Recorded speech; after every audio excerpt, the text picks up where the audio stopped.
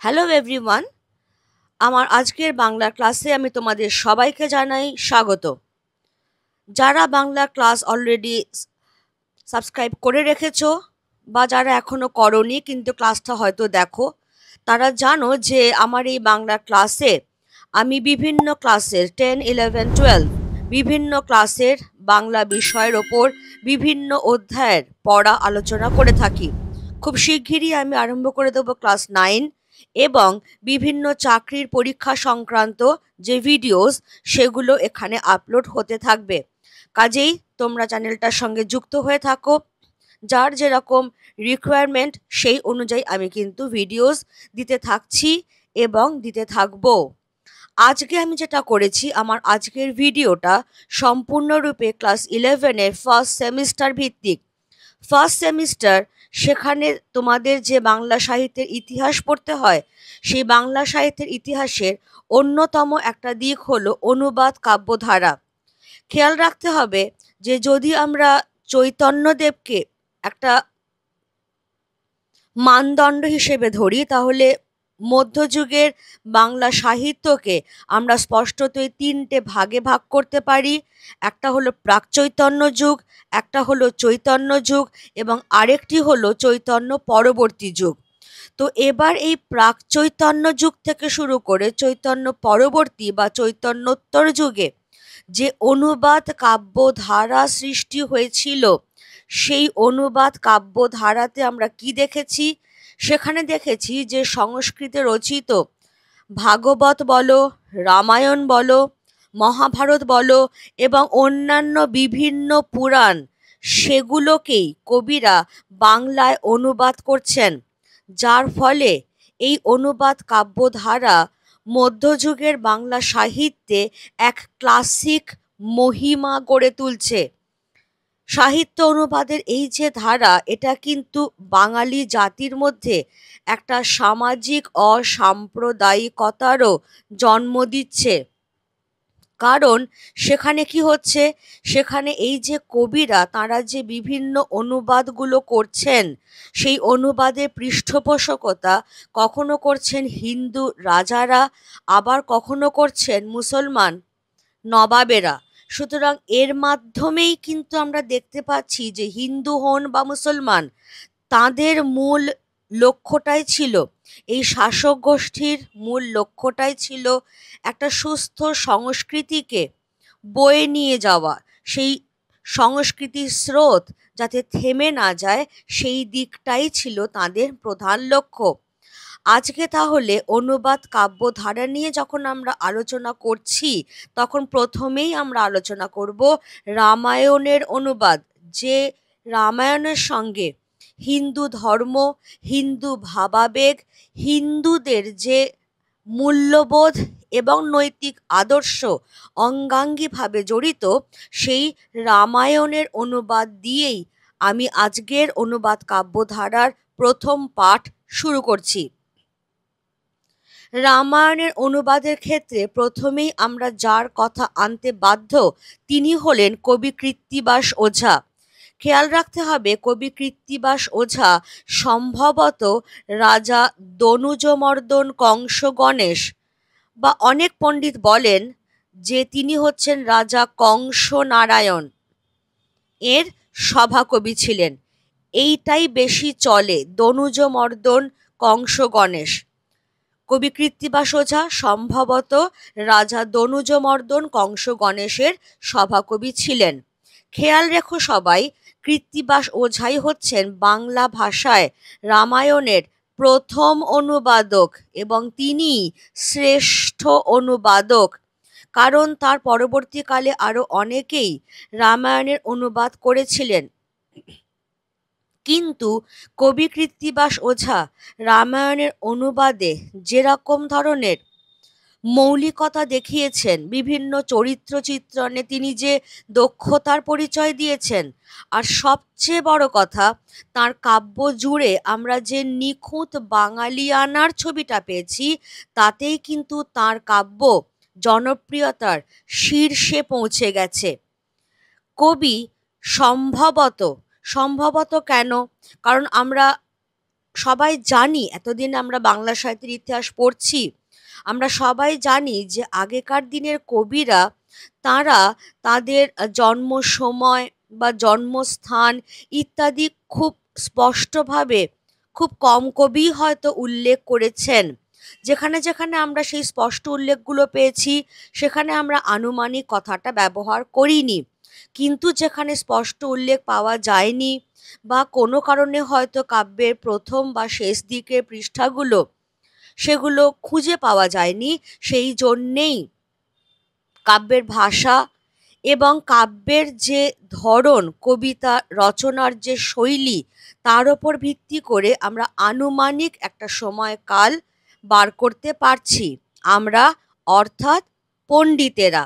তো তাঁরাই বলছেন যে কবি কৃত্তিবাস ওঝা সম্ভবত 1399 খ্রিস্টাব্দ, কত সাল বললাম, 1399 খ্রিস্টাব্দে নদিয়ার ফুলিয়ায় জন্মগ্রহণ করেন। আমি পড়াতে পড়াতে মার্ক করতে করতে যাচ্ছি একটাই কারণে, কারণ তোমরা পড়াটাও শুনছো, স্ক্রিনটাও দেখছো, এবং তোমরা সবাই জানো ফার্স্ট সেমিস্টার সম্পূর্ণ এমসিকিউ ভিত্তিক, বিভিন্ন ধরনের এমসিকিউ কিন্তু আসবে। কাজেই সব দিক থেকে যাতে আমরা তৈরি থাকতে পারি, সেই জন্যেই আমি পড়াতে পড়াতে এগুলো মার্ক করতে করতে যাচ্ছি। কেমন? এবারে খেয়াল রেখো, কৃত্তিবাস ওঝা রামায়ণের যে অনুবাদটি করেছিলেন সেই অনুদিত গ্রন্থটির নাম কিন্তু শ্রীরাম পাঁচালী।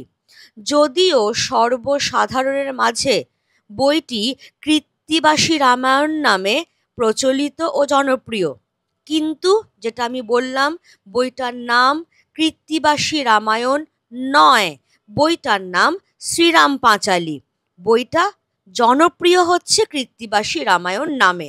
That's a different issue. এবারে চলে এসো গ্রন্থটির রচনাকাল। সেখানেও দেখো আনুমানিক কথাটা এসে গেছে। গ্রন্থটির রচনাকাল আনুমানিক পঞ্চদশ শতাব্দীর দ্বিতীয়ার্ধ, খ্রিস্টীয় পঞ্চদশ শতাব্দীর দ্বিতীয়ার্ধে বইটি রচিত হচ্ছে বলে পণ্ডিতেরা অনুমান করছেন। এবং এইটাও দেখো যে 1802-3 খ্রিস্টাব্দে এটি শ্রীরামপুর মিশন প্রেস থেকে প্রথমবার ছাপা হচ্ছে। তাহলে এদেশের সাহিত্যের বিকাশে শ্রীরামপুর মিশন প্রেস তথা খ্রিস্টীয় যাজকদের ভূমিকাও কিন্তু কিছু কম ছিল না। সেই জন্যই আমি প্রথমেই যেটা বলে দিয়েছিলাম যে অনুবাদ কাব্যধারা ক্ষেত্রে একটা সামাজিক অসাম্প্রদায়িকতার ভিত্তিও কিন্তু গড়ে উঠেছিল।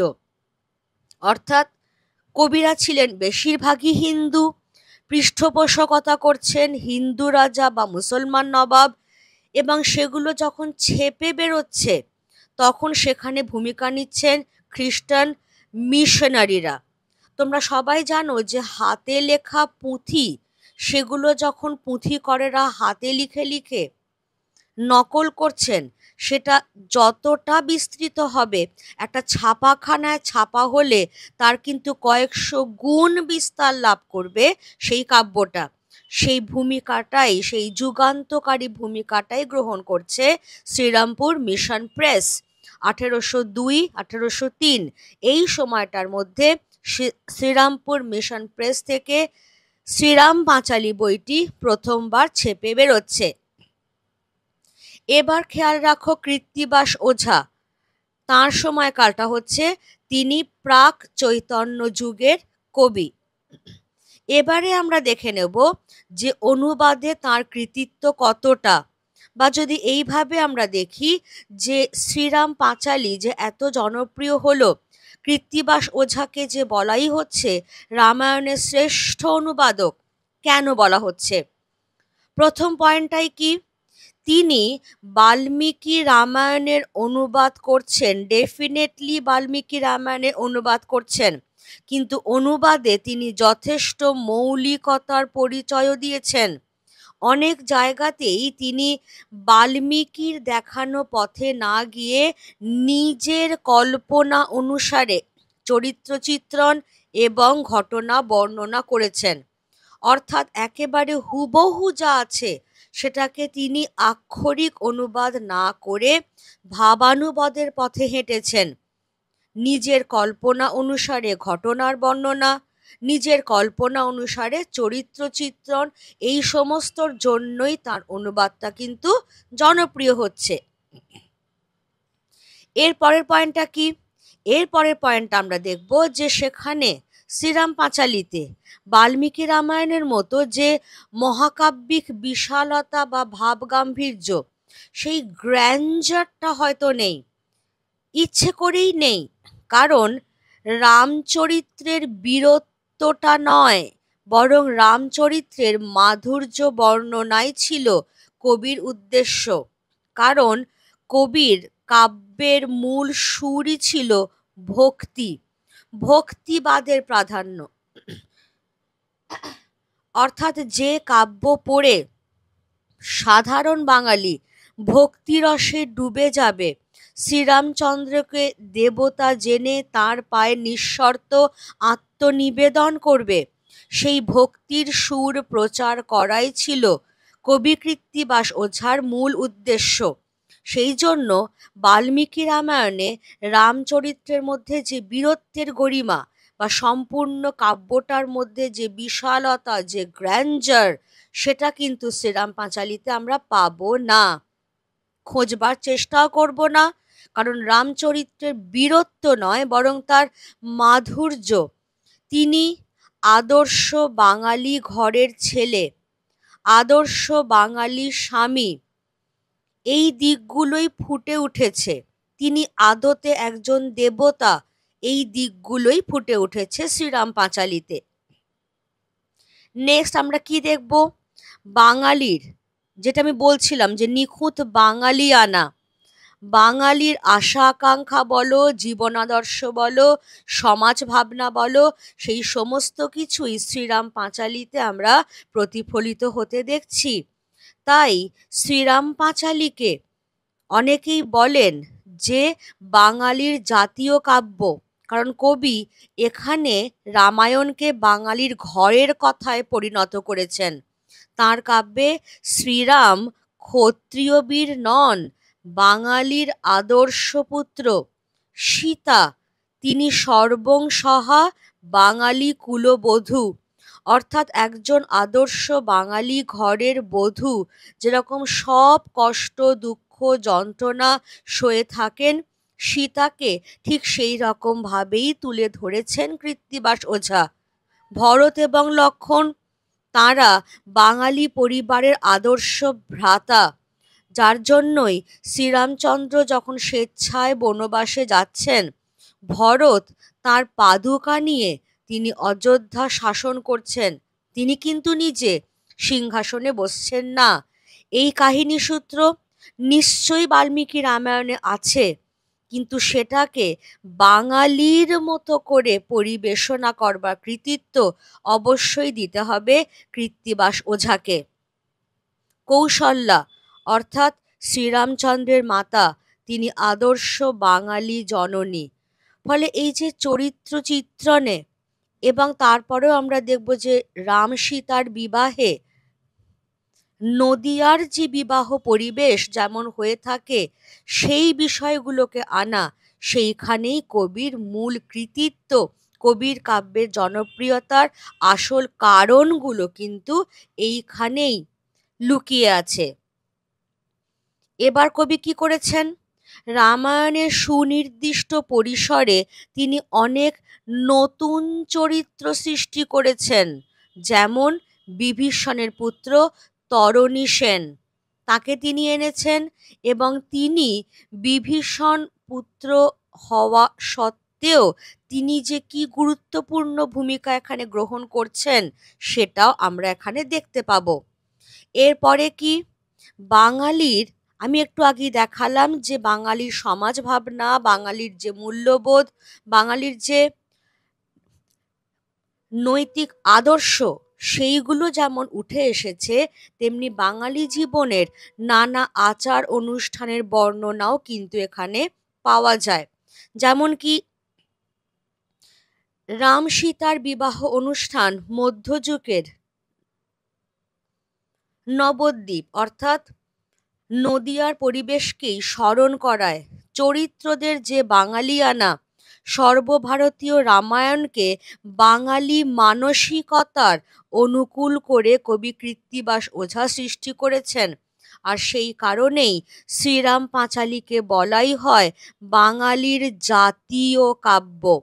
এইটা কিন্তু সবচেয়ে ইম্পর্ট্যান্ট, যে শ্রীরাম পাঁচালী হয়ে উঠছে বাঙালির জাতীয় কাব্য। এরপরে যখন আমরা আলোচনা করব পরের সেমিস্টারগুলোতে, আমরা দেখব যে ধর্মমঙ্গলকে বলা হয় রাঢ়ের জাতীয় কাব্য, অর্থাৎ ধর্মমঙ্গল একান্তভাবেই রাঢ় বাংলা কেন্দ্রিক। ঠিক সেরকমভাবেই কবি কৃত্তিবাস ওঝার শ্রীরাম পাঁচালীও হয়ে উঠছে বাঙালির জাতীয় কাব্য। খেয়াল রাখতে হবে এবার কবি কৃত্তিবাসের কাব্যের মূল রস। আমরা জানি যে সংস্কৃত যে নন্দন শাস্ত্র, সেইখানে নবরসের কথা বলা হয়েছে, 9টি রস, যার মধ্যে রৌদ্র রস, শৃঙ্গার রস, বীর রস, করুণ রস, ভক্তি রস, এইগুলো সব রয়েছে। শ্রীরাম পাঁচালীর মূল রস হলো করুণ রস, অর্থাৎ কিভাবে শ্রীরামচন্দ্র বনে যাচ্ছেন, বনে গিয়ে কতটা কষ্ট সহ্য করছেন, সীতাকে কেমনভাবে দুবার অগ্নি পরীক্ষা দিতে হচ্ছে, এই সমস্ত কিছুর মধ্যে দিয়ে করুণ রসই প্রাধান্য পেয়েছে। তবে হ্যাঁ, তিনি যেহেতু মূলের প্রতি আনুগত্য দেখিয়েছেন, সেই জন্য বীর রস এবং হাস্যরস সৃষ্টিতেও তার কৃতিত্বের পরিচয় কিন্তু আমরা পাই। নেক্সট হচ্ছে শ্রীরাম পাঁচালীর ভাষা প্রাঞ্জল, খুব সহজ ভাষা, সরল পয়ার এবং ত্রিপদী ছন্দের প্রয়োগ করেছেন। ছন্দ প্রয়োগে তার দক্ষতা তো আমরা পাচ্ছি, পাশাপাশি নানা রকম অলংকার সৃষ্টি, অর্থাৎ যেরকম দেখবে ছেলেরা বা মেয়েরা তাদেরকে সুন্দর দেখাবার জন্য বিভিন্ন রকম গয়না পরিধান করে থাকেন, অলংকার পরিধান করে থাকেন, সাহিত্যেও সেরকম ভাষার সৌন্দর্য বৃদ্ধিতে সাহিত্যিকেরা বিভিন্ন রকম অলংকার সৃষ্টি করে থাকেন, যেমন উপমা, রূপক, এই ধরনের যমক, এই রকম অলংকার। তো সেই রকম বিভিন্ন অলংকার সৃষ্টিতেও কবি কৃত্তিবাস ওঝার দক্ষতার পরিচয় আমরা পাচ্ছি।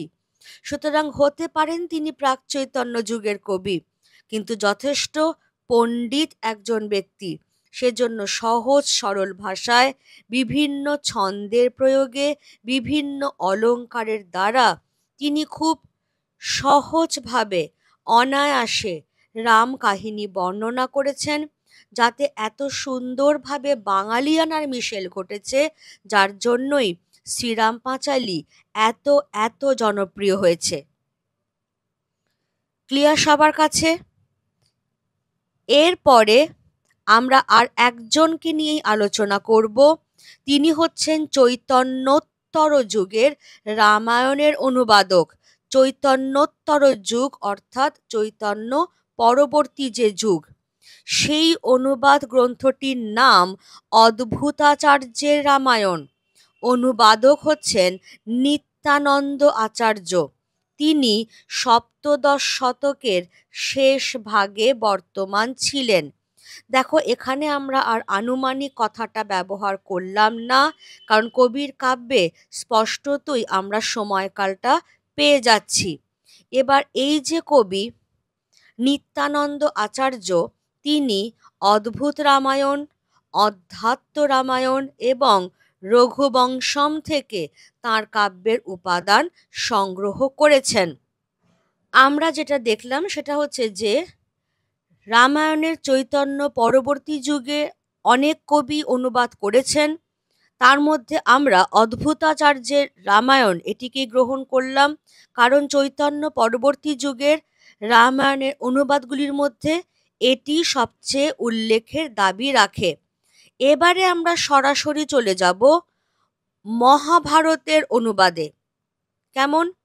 খেয়াল রাখতে হবে অনেকগুলো ছোট ছোট কিন্তু খুব বড় বড় কথা। বাংলায়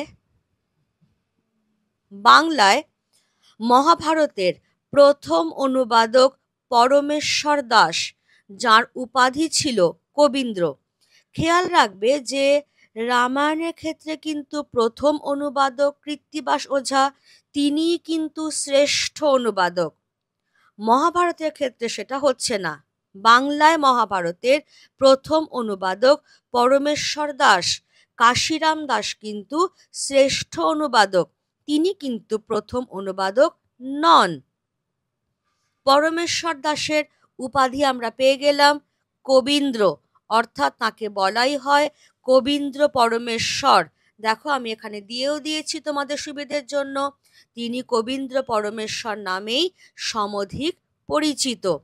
এবার এই যে কবীন্দ্র পরমেশ্বর, তিনি বাংলায় যে অনুবাদটি করছেন সেই অনুবাদ গ্রন্থের কি নাম? পাণ্ডব বিজয় পাঞ্চালিকা। তাহলে এটি আসলে সংস্কৃত মহাভারতের অনুবাদ, প্রথম অনুবাদ, যে বইটির নাম হচ্ছে পাণ্ডব বিজয় পাঞ্চালিকা। এবার এই বইটির বৈশিষ্ট্য কি? গ্রন্থটি 18টি পর্বে সমাপ্ত হয়েছে। বাংলার শাসনকর্তা হুসেন শাহের সেনাপতি লস্কর পরাগল খানের আদেশে কাব্যটি রচিত হয়েছিল বলে একে পরাগলি মহাভারতও বলা হয়। তাহলে বইটার নাম পাণ্ডব বিজয় পাঞ্চালিকা, এটিকে বলা হয় পরাগলি মহাভারত। কেন বলা হয়?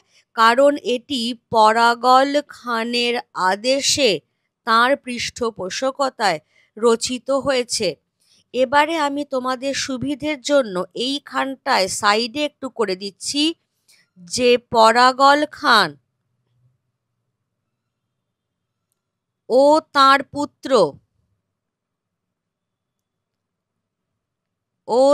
পুত্র নসরত খান, যিনি ছুটি খাঁ নামেও পরিচিত ছিলেন, তাঁরা আসলে ছিলেন চট্টগ্রামের শাসনকর্তা।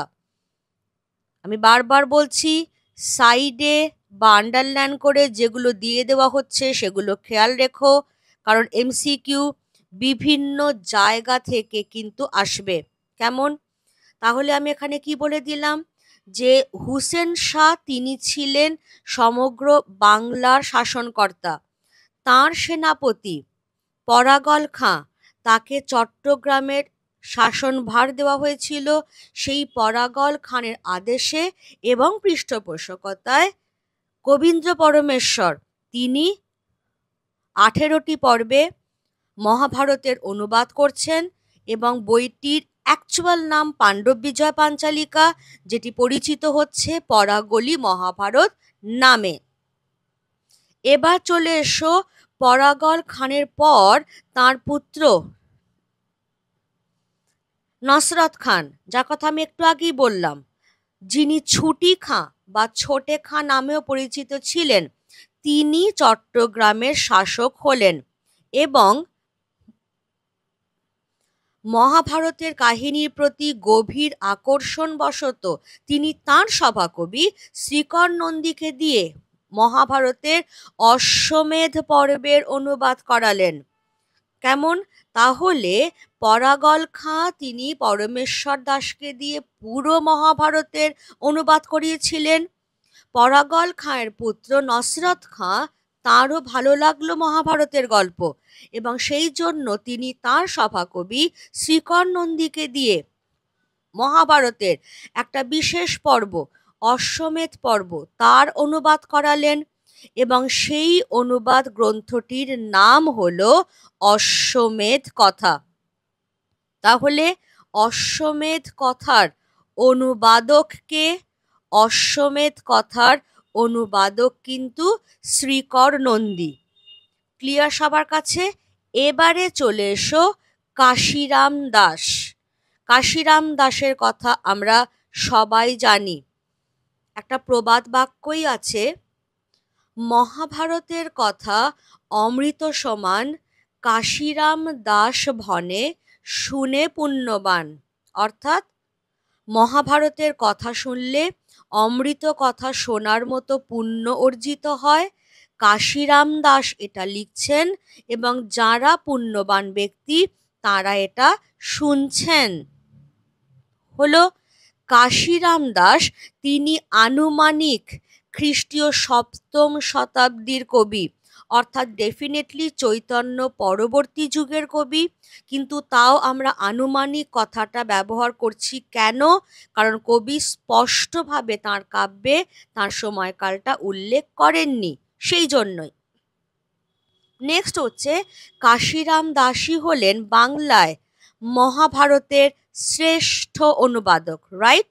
শ্রেষ্ঠ অনুবাদক। তাহলে তিনি কিন্তু প্রথম অনুবাদক নন। এবার তার জন্ম কোথায় হয়েছিল? বর্ধমানে কাটোয়া মহকুমার সিঙ্গি গ্রামে কবির জন্ম হয়। কবি কাশিরাম দাসের পিতার নাম হচ্ছে কমলাকান্ত দাস। এবার কাব্য রচনার সময়টা কত? কাব্য রচনার সময় হচ্ছে আনুমানিক খ্রিস্টীয় 16 শতাব্দীর শেষার্ধ বা খ্রিস্টীয় 17 শতাব্দীর প্রথমার্ধ। এই সময়টার মধ্যে পণ্ডিতেরা যেটা অনুমান করছেন, এই সময়টার মধ্যে কবি কাশিরাম দাস তাঁর কাব্য রচনা করেছিলেন। এবারে এসো কবির কাব্যের কি নাম? কাশিরাম দাসের অনুদিত গ্রন্থের নাম ভারত পাঁচালী। ঠিক যেরকম ভাবে কৃত্তিবাস ওঝার অনুদিত গ্রন্থের নাম শ্রীরাম পাঁচালী, ঠিক সেই রকম ভাবেই কাশিরাম দাসের অনুদিত গ্রন্থের নাম ভারত পাঁচালী। যদিও সেটা প্রসিদ্ধ জনপ্রিয় হচ্ছে কাশিদাসী মহাভারত নামে। কাজী তোমাকে কিন্তু কোয়েশ্চেনের সময় খেয়াল রাখতে হবে যে তোমার কাছে কি চেয়েছে, গ্রন্থটি কি নামে জনপ্রিয় হয়েছিল নাকি গ্রন্থটির কি নাম? গ্রন্থটির নাম ভারত পাঁচালী। গ্রন্থটি কি নামে জনপ্রিয় হয়েছিল? কাশিদাসী মহাভারত। ক্লিয়ার?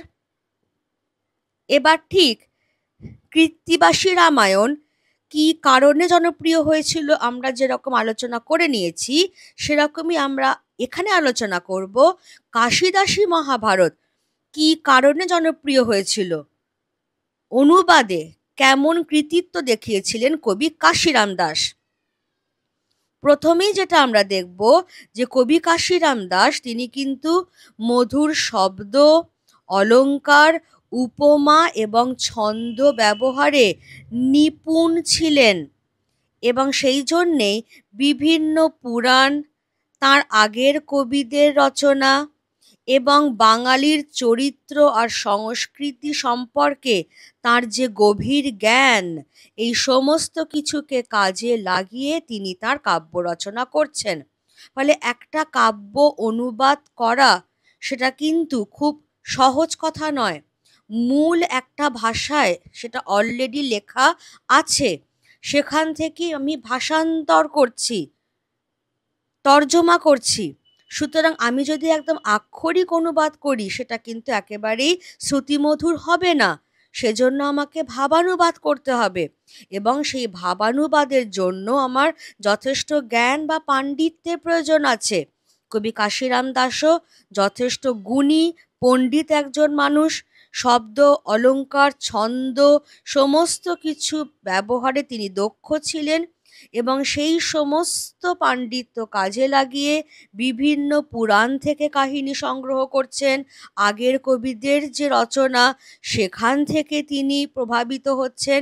আর সর্বোপরি যেহেতু তিনিও বাঙালি কবি, ফলে বাঙালির চরিত্র, বাঙালির সংস্কৃতি সম্পর্কে তার গভীরতর জ্ঞান ছিল। সেই জ্ঞানকে কাজে লাগিয়ে তিনি রচনা করছেন সংস্কৃত মহাভারতের অনুবাদ ভারত পাঁচালী। যেটা আমি একটু আগেই বলছিলাম সেটা আমি সেকেন্ড পয়েন্টে দিয়েও দিয়েছি তোমাদের জন্য। কবি মূল মহাভারতের আক্ষরিক অনুবাদ করেননি, বরং ভাবানুবাদ করেছেন। অনেক নতুন নতুন কাহিনীও যোগ করেছেন, যেমন শ্রীবৎস এবং তার পত্নী চিন্তার কাহিনী, সুভদ্রা হরণের কাহিনী, এইগুলো সব কবির মৌলিকতার পরিচয়বাহী। নেক্সট এবার কি, কবির কাব্যের রচনা রীতি কবির কাব্যের রচনারীতি সহজ সরল, প্রাঞ্জল এবং রসসৃষ্টির সহায়ক। অর্থাৎ আমি একটা বই পড়ে তখনই ভালো বলবো যখন সেই বইটা আমার পড়তে ভালো লাগবে, যখন তার ভাষা সহজ সরল প্রাঞ্জল হবে। তো দুজনেই, কৃত্তিবাস ওঝাই বলো বা কাশিরাম দাসই বলো, তারা কিন্তু সহজ সরল প্রাঞ্জল ভাষায় রসসৃষ্টির সহায়ক করে তাদের রচনা করেছেন। কাশিরাম দাস আর কি করেছেন? তিনি নাটকীয় ঘটনা বিন্যাসের জাল বুনছেন, অর্থাৎ চরিত্রগুলোর উক্তি প্রত্যুক্তিমূলক সংলাপ রচনা করছেন। এর আগে এই উক্তি প্রত্যুক্তিমূলক সংলাপ আমরা আদিমধ্য যুগের একমাত্র সাহিত্যিক নিদর্শন শ্রীকৃষ্ণ কীর্তনে কিন্তু পেয়ে গেছিলাম। ফলে ওই যে আদর্শটা, ওই যে মডেলটা তার সামনে ছিল, সেখান থেকেই তিনি এটাকে গ্রহণ করছেন। অনুকরণ নয়, অনুসরণ। চরিত্রগুলোর সংলাপ, উক্তি প্রত্যুক্তির ব্যবহার শুধুই বিবৃতি ধর্মিতা নয়, যার ফলেই কাশিরাম দাসের রচনা সেটা একটা নাটকীয়তা লাভ করছে। এরপরে কি? কাশিরাম দাস তিনি সংস্কৃত যে ব্যাসদেবের রচিত যে মহাভারত, সেখানে আমরা যে মহাকাব্যিক গাম্ভীর্য, যে ব্যাপ্তি, যে প্রসারতা পাই, সেটা কিন্তু কাশিরাম দাসের রচনাতে নেই। বরং তার জায়গা দখল করেছে বাঙালিয়ানা, বাঙালির সামাজিক পারিবারিক আদর্শ, ধর্মবোধ, নৈতিকতা, সেই সমস্ত বিষয়গুলো কাশিদাসী মহাভারতে গুরুত্বপূর্ণ হয়ে উঠছে। অর্থাৎ এখানেও কিন্তু আমরা যদি একটু তুল্যমূল্য বিচার করি, সেটা হচ্ছে যে কৃত্তিবাস ওঝার যে রামায়ণ, সেখানেও কিন্তু তিনি সেই গ্র্যান্ডারটা আনতে চাননি, বরং বাঙালিয়ানাকে তুলে ধরতে চেয়েছেন। একই জিনিস কাশিরাম দাসও করেছেন। মহাকাব্যিক বিশালতা বা গাম্ভীর্য নয়, বাঙালিয়ানাকে তুলে ধরা, বাঙালি জীবনচর্যা, বাঙালির চরিত্র কেমন হয়, বাঙালির ধর্মবোধ, বাঙালির সামাজিক পারিবারিক আদর্শ, সেইগুলোই তাঁর রচনাতেও উল্লেখযোগ্য ভূমিকা গ্রহণ করেছে। এরপরে আমরা দেখব যে এখানে সংস্কৃত যে নন্দন শাস্ত্র অনুসারে কাশিরাম দাস বীর রস, হাস্যরস, অদ্ভুত রসের সমন্বয় ঘটিয়েছেন। সেইগুলোর যথাযথ এবং স্বাভাবিক প্রকাশ, কোথাও সেগুলো অতিরঞ্জিত মনে হচ্ছে না, কোথাও সেগুলো জোর করে চাপিয়ে দেওয়া মনে হচ্ছে না, খুব যথাযথ এবং স্বাভাবিক প্রকাশে কাশিদাসী মহাভারত, অর্থাৎ ভারত পাঁচালী শিল্প গুণান্বিত হয়ে উঠছে। এটাই সবচেয়ে গুরুত্বপূর্ণ, যে একটা সাহিত্য কতখানি সাহিত্য হয়ে উঠতে পারলো, সেটাই কিন্তু সবচেয়ে বেশি দাবি রাখে। ক্লিয়ার সবার কাছে? আমরা তাহলে রামায়ণ এবং মহাভারত এই দুটোর ক্ষেত্রে সবচেয়ে উল্লেখযোগ্য যে দুজন কবি ব্যক্তিত্ব, তাদের কথা আলোচনা করলাম। এবার চলে আসবে ভাগবতের অনুবাদ। আমি সাবহেডিং করেই দিয়েছি, দেখো, মালাধর বসু ও শ্রীকৃষ্ণ বিজয়। এইটাতে আসবার আগে আমরা ভাগবত সম্পর্কে একটু ছোট্ট করে কয়েকটা জরুরি কথা জেনে নেব।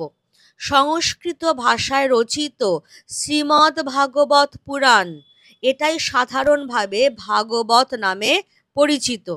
কেউ বলেন ভাগবত, কেউ বলেন ভাগবত পুরাণ। এটি আসলে কি? এটি আসলে বেদব্যাসের দ্বারা রচিত অষ্টাদশ পুরাণের অন্যতম, এবং বেদব্যাসের যে ব্রহ্মসূত্র, তার অকৃত্রিম ভাষ্য, অর্থাৎ কোনো রকম বিকৃতি এর মধ্যে নেই। এবং এই ভাগবত বা ভাগবত পুরাণ 12টি অধ্যায়ে বিন্যস্ত। তাহলে সংস্কৃত ভাষায় যে শ্রীমদ্ ভাগবত পুরাণ আমরা পড়ছি, সেটি কিন্তু আসলে লিখেছেন বেদব্যাস। অষ্টাদশ পুরাণের অন্যতম এই ভাগবত পুরাণ, এটি আসলে তাঁর রচিত ব্রহ্মসূত্রের এক অকৃত্রিম ভাষ্য এবং সমগ্র গ্রন্থটি, ভাগবত পুরাণ গ্রন্থটি 12টি অধ্যায়ে বিন্যস্ত। এবং এই ভাগবত পুরাণের মূল বিষয়বস্তুই হল শ্রীকৃষ্ণের জীবন কথা। কেমন? এবারে চলে এসো ভাগবতের অনুবাদ। খেয়াল করো, সংস্কৃত ভাগবত পুরাণ অনুসারে বাংলায় প্রথম কাব্য রচনা করেন মালাধর বসু। তিনি ছিলেন বর্ধমান জেলার কুলিন গ্রামের অধিবাসী। তাহলে আমি কিন্তু প্রত্যেকের কৃত্তিবাস ওঝা বলো, কাশিরাম দাস বলো এবং মালাধর বসু বলো, প্রত্যেকের জন্মস্থানগুলো কিন্তু আমি দিয়ে দিয়েছি। একজন জন্মগ্রহণ করছেন নবদ্বীপে ফুলিয়ায়, একজন জন্মগ্রহণ করছেন কাটোয়ার সিঙ্গি গ্রামে, আরেকজন জন্মগ্রহণ করছেন কুলিন গ্রামে। ক্লিয়ার? এবারে দেখো, এই যে আমি বলছিলাম যে অনুবাদ কাব্যগুলি সামাজিক অসাম্প্রদায়িকতার বীজ বপন করছে, ধর্মীয় সকল ভেদাভেদের ঊর্ধ্বে সাহিত্যের বীজ বপন, যেটা কিভাবে সেটা এখানে প্রমাণিত হচ্ছে। রুকনুদ্দিন বারবাকশা মালাধর বসুকে ভাগবতের অনুবাদ গ্রন্থ রচনার জন্য গুণরাজ খান উপাধি প্রদান করেছিলেন।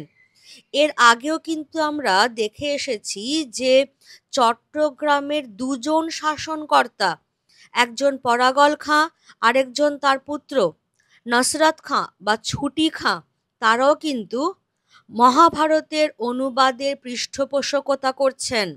এখানেও আমরা আরেকজন মুসলমান শাসনকর্তাকে পাচ্ছি, যার নাম রুকনুদ্দিন বারবাকশা। তিনি মালাধর বসুকে পৃষ্ঠপোষকতা করছেন, তাকে উৎসাহিত করছেন যাতে তিনি ভাগবতের অনুবাদ করেন। এবং সেই ভাগবতের অনুবাদের জন্য মালাধর বসুকে রুকনুদ্দিন বারবাকশা কি উপাধি দিচ্ছেন?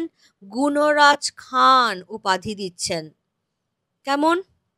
এবারে দেখো, ইম্পর্টেন্ট পয়েন্টস বলে আমি কিছু কথা এনেছি, কারণ এগুলো সম্পূর্ণতই মালাধর বসু এবং শ্রীকৃষ্ণ বিজয়কে নিয়ে। মালাধর বসু ছিলেন চৈতন্য পূর্ব যুগের কবি, প্রাক চৈতন্য যুগের কবি, ঠিক আছে? তিনি ভাগবতের যে অনুবাদটি করছেন, সেই অনুবাদ গ্রন্থের কি নাম? অনুবাদ গ্রন্থের নাম হলো শ্রীকৃষ্ণ বিজয়। রচনাকাল, এগুলো খুব আসে শ্রীকৃষ্ণ বিজয়ের ক্ষেত্রে। শ্রীকৃষ্ণ বিজয়ের রচনাকাল 1473 থেকে 1480, এই সময়কালের মধ্যে গ্রন্থটি রচিত হয়েছিল। নেক্সট ইম্পর্টেন্ট পয়েন্ট, তিনি কি ভাগবতের 18টি স্কন্দই অনুবাদ করেছিলেন? তা কিন্তু একেবারেই নয়। তিনি ভাগবতের 10ম এবং 11দশ স্কন্দ অনুবাদ করেছিলেন। 10ম এবং 11দশ এই দুটো স্কন্দ মানে অধ্যায় বা পরিচ্ছেদ।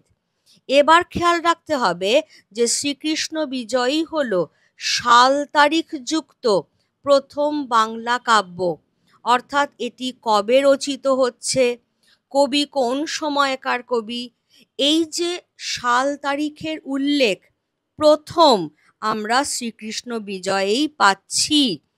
এবার নেক্সট আমাদের খেয়াল রাখতে হবে যে কবি কোথা থেকে তার কাব্যের উপাদানগুলো সংগ্রহ করছেন। কবি মালাধর বসু বিষ্ণু পুরাণ, হরিবংশ এবং বৈষ্ণবীয় যে তত্ত্বগ্রন্থ, সেইখান থেকে উপাদান সংগ্রহ করে তিনি ভাগবতের অনুবাদ করেছেন। এবারে দেখো, শ্রীকৃষ্ণ বিজয় কাব্যে কবির ভক্তির সঙ্গেই তার কবিত্বের মিশেল ঘটেছে। শ্রীকৃষ্ণের ঐশ্বর্য ভাবের সঙ্গেই মধুর ও ও কান্তা ভাবের সংমিশ্রণ ঘটেছে। এর থেকেই আমরা চলে যাব পরবর্তী পয়েন্টটা, এমসিকিউতে যেটা ভীষণভাবে আসবেই, সেটা হচ্ছে যে শ্রীকৃষ্ণ বিজয় কাব্যে শ্রীকৃষ্ণের ঐশ্বর্য ভাব প্রাধান্য পেয়েছে নাকি তার মধুর ও কান্তা ভাব বেশি প্রাধান্য পেয়েছে। আমি এখানে বলেই দিয়েছি, শ্রীকৃষ্ণের ঐশ্বর্য ভাব এখানে বেশি প্রাধান্য পায়নি, বরং মধুর ও কান্তা ভাবই বেশি প্রাধান্য পেয়েছে। অর্থাৎ শ্রীকৃষ্ণ চরিত্রের যে বীরত্ব, তিনি যে একজন রাজনীতিবিদ, তিনি যে একজন কূটনীতি বিশারদ, সেই ঐশ্বর্য ভাব নয়, বরং তিনি যে একজন প্রেমিক, তিনি যে ভক্তের ভগবান, তিনি যে সখা, এই মধুর এবং কান্তা ভাবটি বেশি প্রাধান্য পেয়েছে শ্রীকৃষ্ণ বিজয় কাব্যে।